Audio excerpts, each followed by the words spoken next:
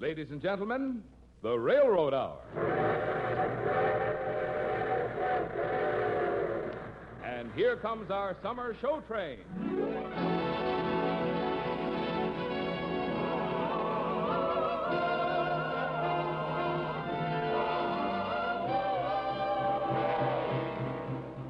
Tonight, the Association of American Railroads presents a new musical play by Lawrence and Lee, Journey into the Sun, starring Gordon MacRae and his guest, Dorothy Warren Show. Our choir is under the direction of Norman Luboff, and our music is prepared and conducted by Carmen Dragon.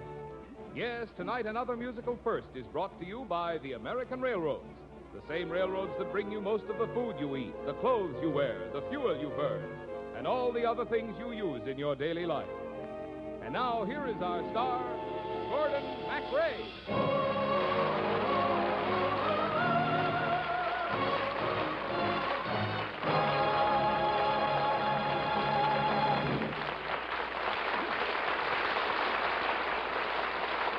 Thank you, Marvin Miller, and good evening, ladies and gentlemen. Tonight, we go back almost 1,000 years for our story, Journey into the Sun. Dorothy Warren Show will be Vang Cha. My name, Marco Polo. They call me Marco of a million tales, the tales of traverse toward the rising sun. For I am one who cannot rest. Come, journey to the east, travel to the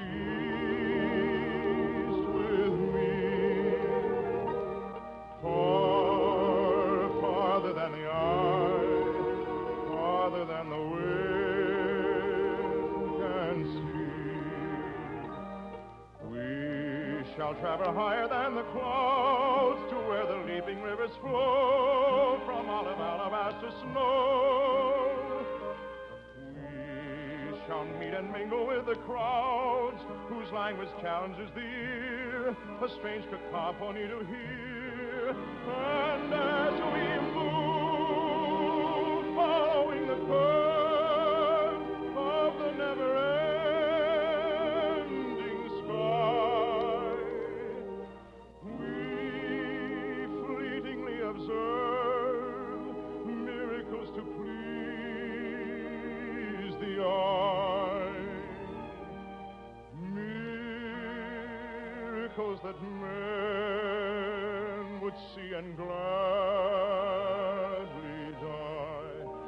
They call me Marco of a million tales, my tales of travels toward the rising sun. For I am one who cannot rest.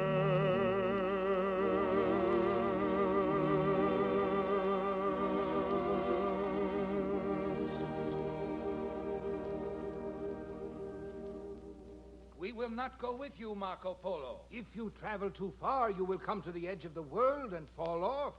And you will be gobbled up by the great turtle who swims with the earth balanced on his back. I will take that chance. I must go to the east to behold the marvels men say are hidden there, beyond the mountains and the dread deserts, beyond the legends and the lies. And I shall write a journal of my travels, day by day, of the wonders that I see. A voice, a woman's voice, seems to be calling me.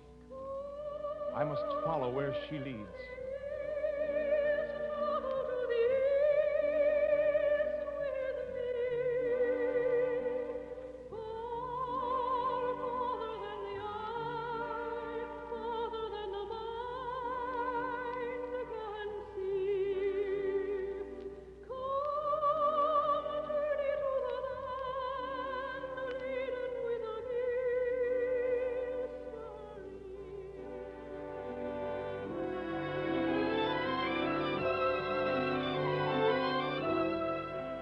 First day. Thus I begin the journal of my travels. I set out by ship from Venice. My destination, the seaport of Accra, in the land of Palestine.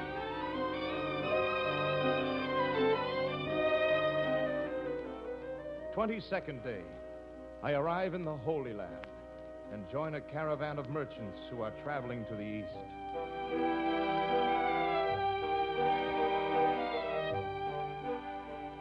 97th day. Traveling on foot, we arrive at the ruins of Babylon and pitch our tents in what was once the Garden of Eden.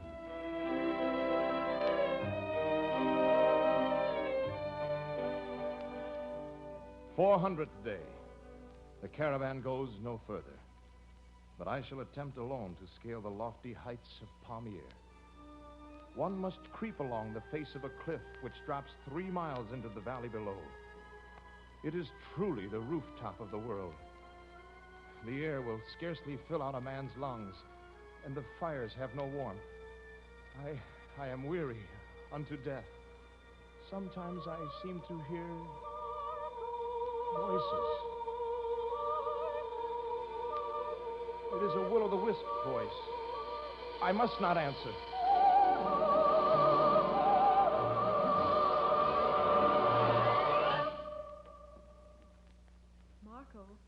Marco Polo. How do you know my name? From the journal which you carry. They found you in the mountains, weak with fever. The caravan from Kabul brought you here. But what country is this? You are in the Vale of Kashmir, and my name is Vang Shah. Oh, thank you, Vang Shah.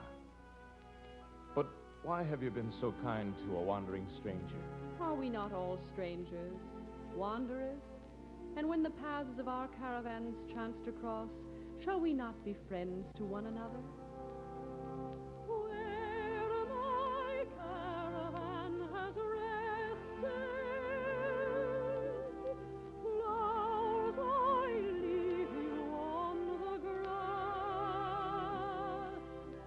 All the flowers of love and memory, you will find them when you pass.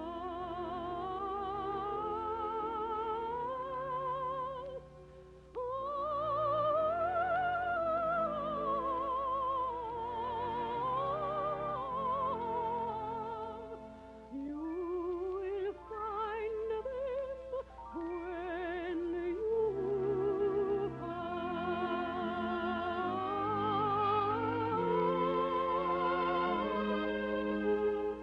You will understand their message. Stoop to kiss them where they lie. But if other lips have loved you, shed no tear and pass them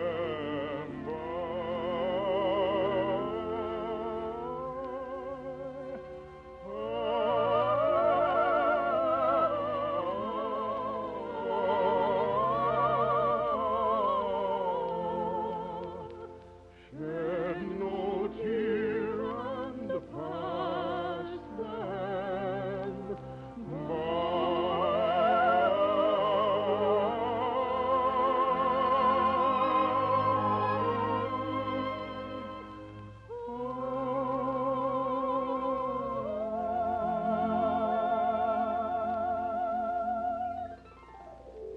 Vang Shah, I think it was your voice I heard along the canals of Venice, calling me to journey toward the sunrise. And I have waited long in the fragrant vineyards of Kashmir, knowing not why I lingered. Come with me, Vang Shah. Where? I must travel on to the court of the great king of the East and deliver to him the greetings of the princes of Europe. Then must you be on your way, Venetian. What? Those who deliver messages to the mighty Kublai Khan are not advised to dally on their way. Who is this man? My cousin, Prince Ahmed. As soon as the strength returns to your limbs, Messer Marco, I advise you to depart from our land, for you have already outstayed your welcome in Kashmir.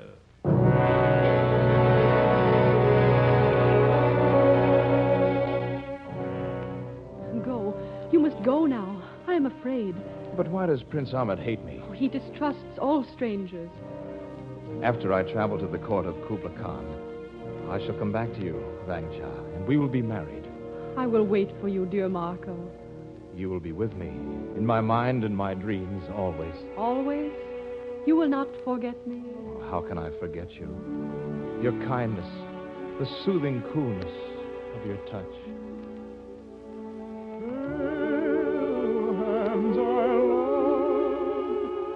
Beside the Shalimar, where are you now? Who lies beneath your spell? Whom do you lead on rapture's rollway far? Before you agonize them in farewell. Before you agonize them in farewell.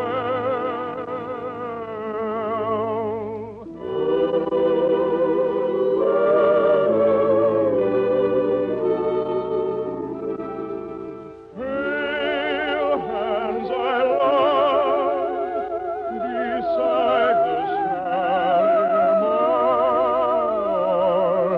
Where are you now?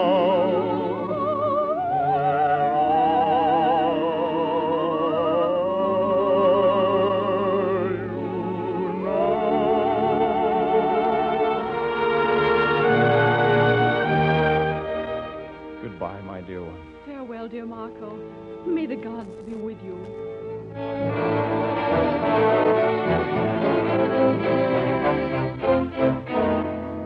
Vangcha, The Venetian has gone, Prince Ahmed.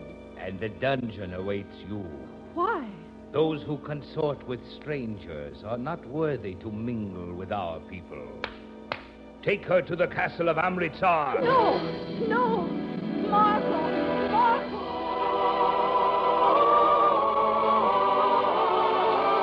Pale hands I loved beside the Shalimar.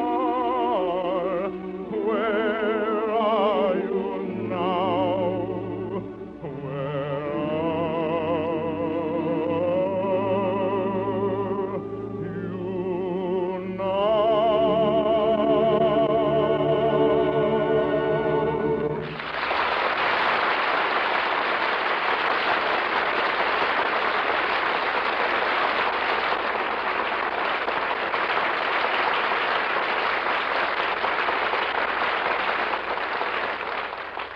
We'll return for the second act of Journey into the Sun in just a moment. Compared to a brand new car, a lovely new home, or the latest radio or television set, a railroad freight car may not look like a very impressive symbol of America's high standard of living.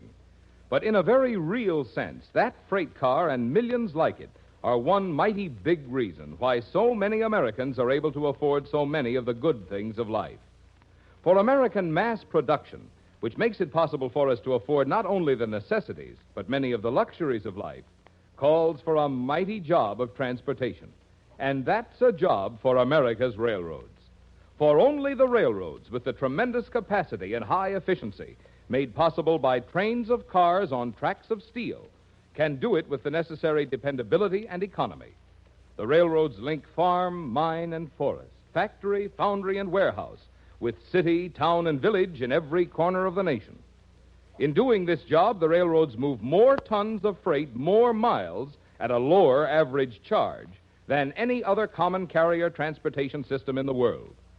To keep on providing that kind of mass transportation, efficient, dependable, low-cost transportation, so vital to the commerce and rearmament of the nation, the railroads must continually expand and improve their facilities and equipment. This year, as in each of the past 6 years, the railroads have earmarked more than $1 billion for that purpose. But to carry out that program, the railroads must have the steel required for new locomotives and freight cars, and for repairs to existing equipment and facilities.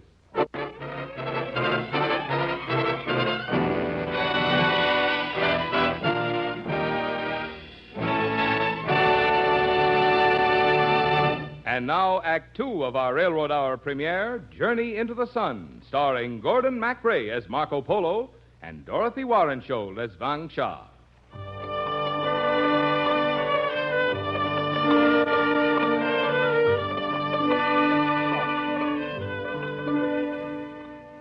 "712th day. I have now journeyed farther toward the sunrise than any other traveler from Europe.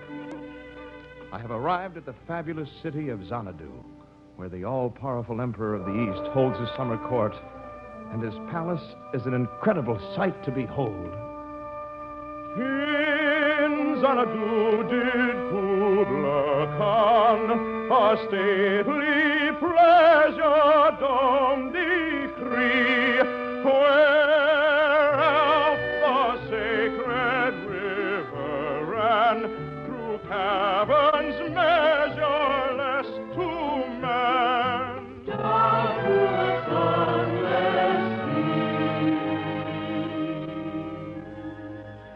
Through the wood and the dale, the sacred river ran.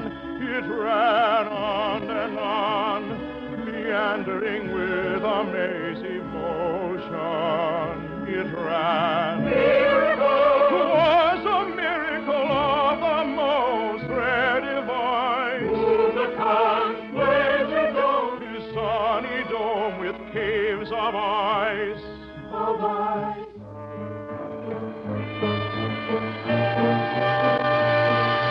I will build that dome in air, that sunny dome, those caves of ice, and all the world should see them there, and all should cry, beware, beware. Weave a circle round him thrice, and close your eyes with holy dread, for he on honey dew hath fed, and drunk the milk of paradise.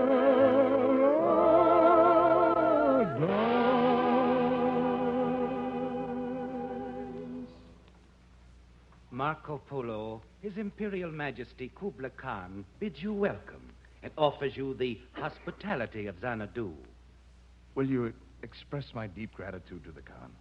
But tell him my most urgent wish is to have audience with him, so that I may continue on my way. It is necessary that all subjects patiently await the pleasure of the great Khan. But I am pledged to be married. The wedding time approaches. How long may I have to wait?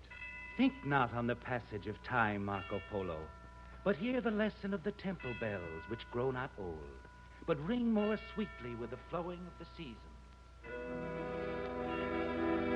I shall die with longing for you, Wang Sha. The temple bells are ringing, the young green corn is springing, the marriage month is drawing very near. I lie hidden in the grass, and I count the moments pass, for the month of marriage now is drawing near. She is young and very sweet, from the silver on her feet to the silver and the flowers in her hair. And her beauty makes me swoon as the mogra trees at noon intoxicate the hot and quivering air.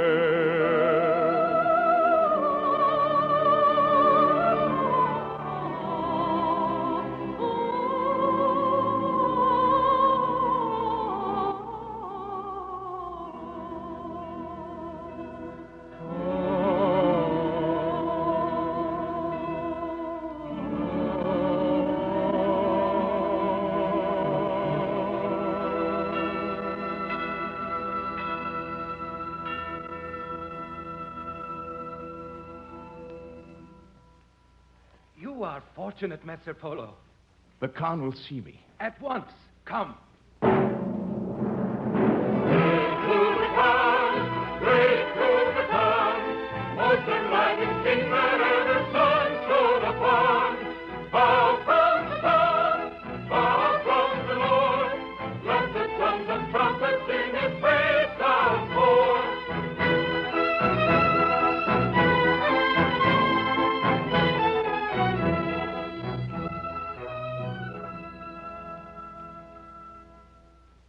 I bid you rise, my son.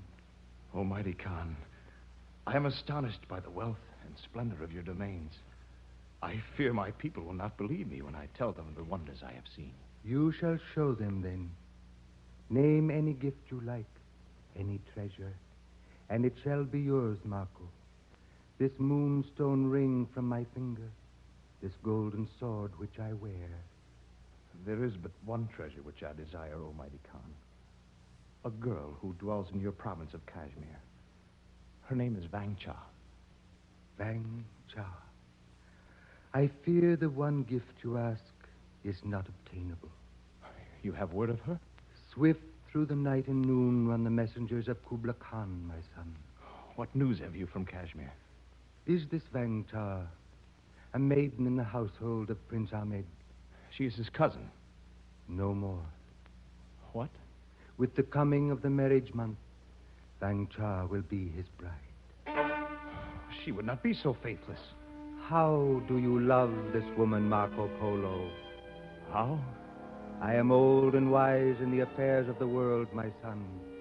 I know that most men love as they would love a flower, delighting in its fragrance and the softness of its petals. This is not love, but indulgence merely. It is love when the lover seeks to delight the flower, and each falling petal makes him die a little. I shall die altogether if I lose Vang Cha. There may yet be time. You will travel with my swiftest message bearers over the roof of the world to Kashmir. But I cannot stop the wedding of a royal prince. You shall bear a letter to Ahmed with the seal of the great Khan.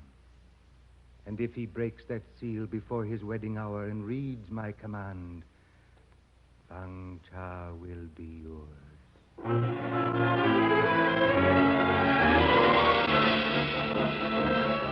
I turned my back to the sunrise and fled to my love.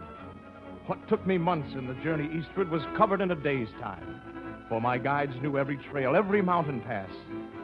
Weak and exhausted, still I urged them on, for the sands of the hourglass fell heavy on my heart at the thought of losing Vang Cha. Pale hands I love beside the Shalimar. Where are you now? Where are you now?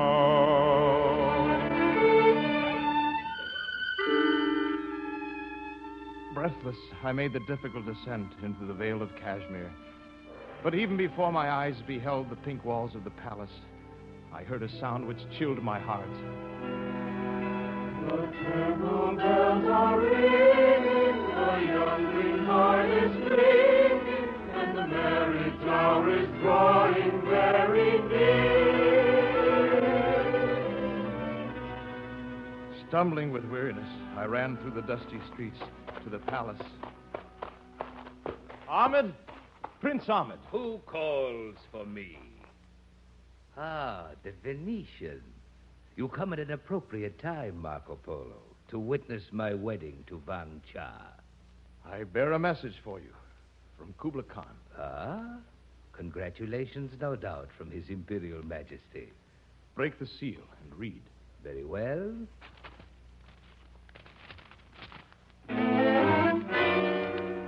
No. How does Kublai Khan learn these things? His eyes are everywhere, Ahmed. I am the most miserable of Allah's creatures. They said a messenger had come with Marco. Vang Cha. Oh.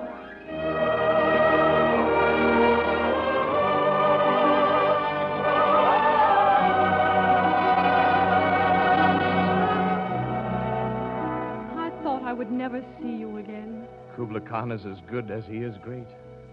Read his command. Let me see. To the suzerain Prince Ahmed of Kashmir, our imperial anger is aroused that you have forced the maiden Vang Cha to marriage by imprisoning her in the castle of Amritsar. We forbid this wicked marriage and require that Prince Ahmed shall languish in prison a month for every day that the maiden suffered there. I am free. You need not marry, Ahmed. Oh, Marco, The marriage month is here, dear Bansha. Our vows may be fulfilled at your pleasure. Nay, at your pleasure, my husband. The temple bells are ringing, the young green corn is springing, and the marriage hour is finally at hand.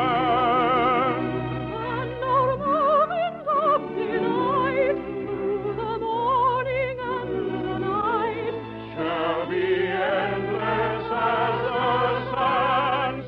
Oh, stand.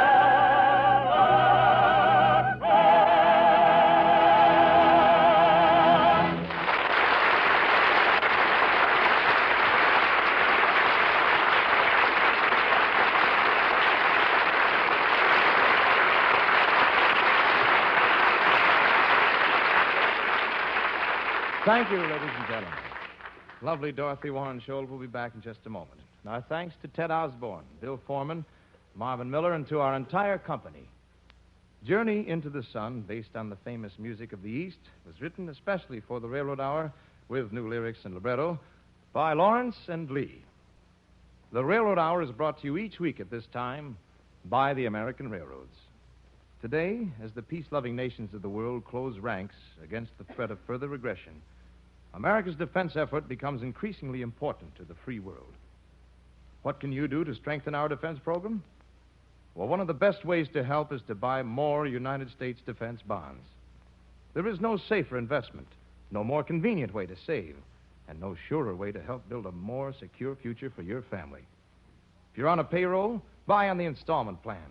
Ask your employer to set aside part of your wages each payday towards the purchase of the bonds you want. If you are your own boss, use the bond-a-month plan where you bank. Or simply buy extra defense bonds at any bank or post office. Remember, defense is your job, too. You must be tired from all that traveling, Gordon. Well, Dorothy, traveling in Marco Polo's time wasn't nearly as easy as it is today. I wonder what the old Venetian would think if he could see a modern train. Well, I bet it would surprise him more than all the wonders of Kubla Khan. Well, anyway, Dorothy, I'm going to get rested up next week, for I'll be taking a nap for 20 years. Rip Van Winkle? Rip Van Winkle. And you're going to find out some things about the old boy that I'll bet you never knew. Does he sing like Gordon MacRae? Exactly. And the strange thing is, his wife sings just like Dorothy Warren Scholl. The week after that, Dorothy, I'll be trimming my royal beard as the Emperor of San Francisco. And the week after that, on October 1st, our show train begins the winter season with Dorothy Kirsten and Cole Porter's stirring musical success, Jubilee. All aboard!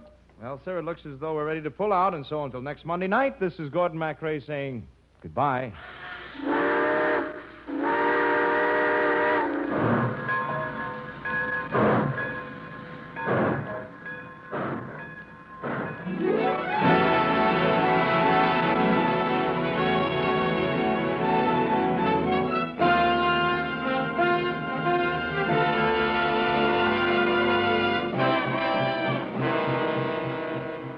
Gordon MacRae can be seen in Warner Brothers on Moonlight Bay. Our choir is under the direction of Norman Luboff, and our music is prepared and conducted by Carmen Dragon. This is Marvin Miller saying goodbye until next week for the American Railroads. Now stay tuned for your Monday night of music on NBC.